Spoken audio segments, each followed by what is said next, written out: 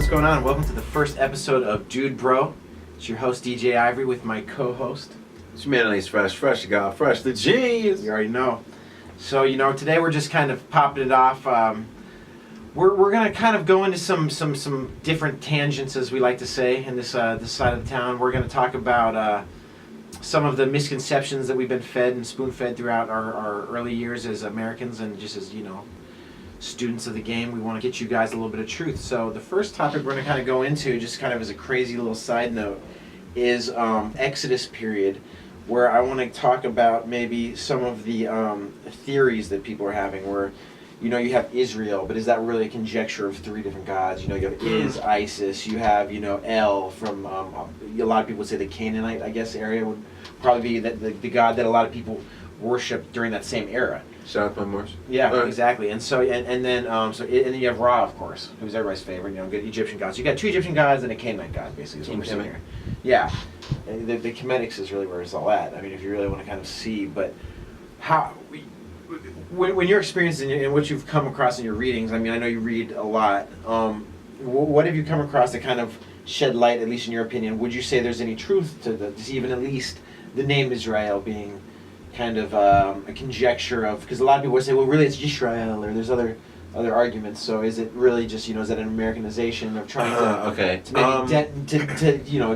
maybe a lot of times we try to shed negative light on these things. The thing about myth is you use it is yielded by each culture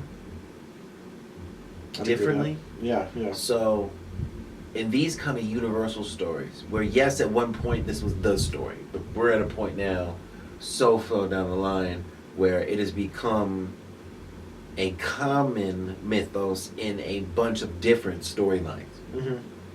So, looking at it, I'm going to ask you, well, what is our perspective?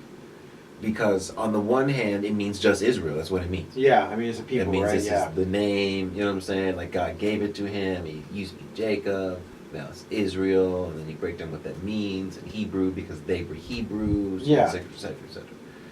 But then you have this other lens where you're talking about, well, no, it's a composite, and really it means Israel. Yeah. Okay, what do you mean Israel? Is it like a question? Like, is Ra really? I have heard Isis, Ra, El. Like you were saying before. Yeah, no, I think you're right and exact. Yeah. But now the question is, what does that mean?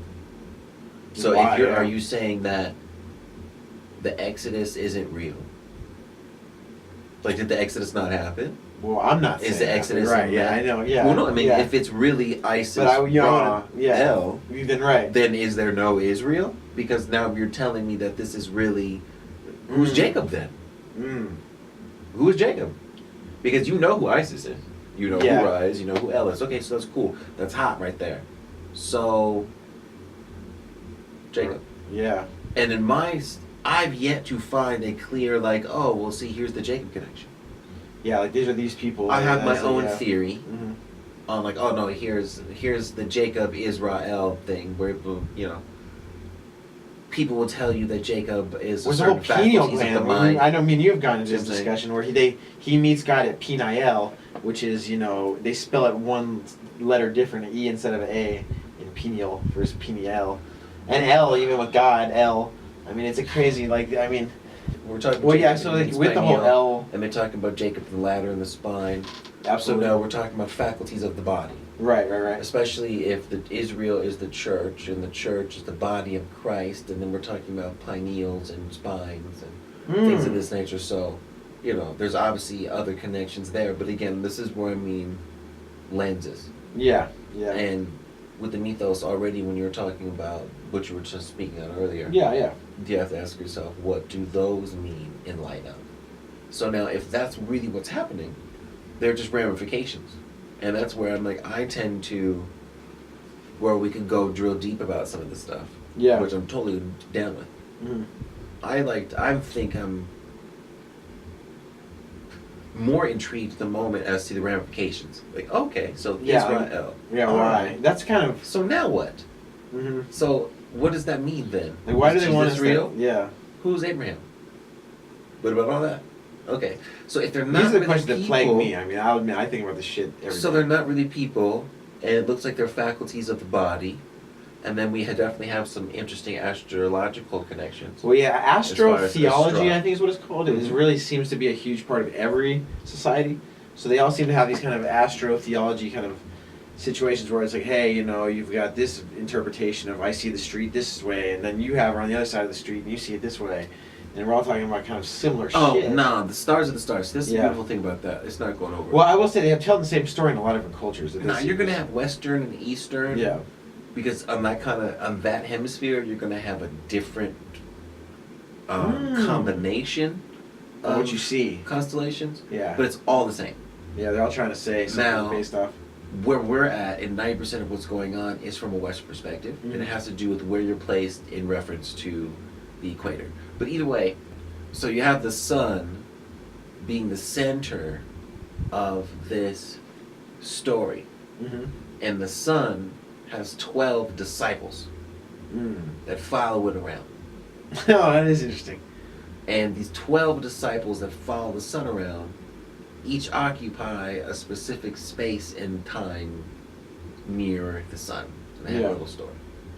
And then the sun moves around for a certain amount of time in life.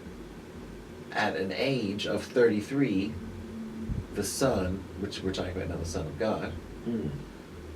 dies. Yeah. And resurrects. And then 3 days later is back up Morning, yeah. out of that whole situation. Interesting. And then we find some interesting stuff where if we look at the stars, we put this kind of same drama, like I say, we look at this mythos, Mhm. we place it into a different perspective. Now we can see that the sun is crucified on that 33rd degree Oh.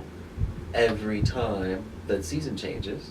And of course, 33 And degree then- Masons and Then we have all these other interesting things. So it's like, okay, That's there's crazy, clearly man. these things going people who on. know the truth. Supposedly. And I want to have to double check. They I have want to you say believe it is the 33, but I have to make sure. Either way, the point of the matter is astrotheology.